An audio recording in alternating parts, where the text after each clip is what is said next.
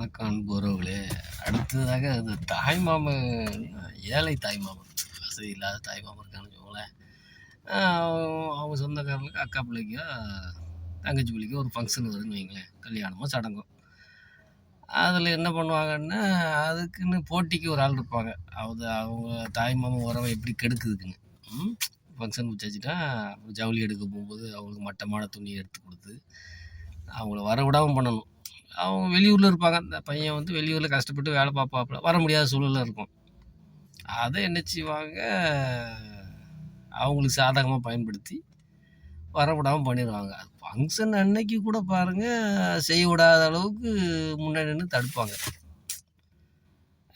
அப்படிலாம் ஒரு சாதனையாளர்லாம் இருக்காங்க. அது எப்படி மனசு வரதுனே தெரியல இந்த காலத்தில். இது கலியுகம் தான். அது மாலை மரியாதைன்னு சொல்லுவாங்க தெரியுமாங்க. போதையை விட பெரிய போது அது மாலை மரியாதை நினைக்கிறேன். எப்படி கலியுகம் ரொம்ப மோசமாக தான் இருக்குது. அந்த தாய்மாமன் படுத்த பாடு, தாய்மாமன் மனைவி கட்டெல்லாம் செய்வாங்க, அவங்களால முடியும், முடியும், கடன் வாங்கியாவது செய்வாங்க. இருந்தாலும் அதை அவங்கள மட்டம் தண்ணி இவங்க போய் முன்னாடி நின்று அந்த மரியாதையை செய்கிறதுல அவங்களுக்கு அவ்வளோ ஒரு சந்தோஷம். உங்கள் குடும்பத்தில் அப்படி எதுவும் நடந்தால் கமெண்ட் சொல்லுங்கள்.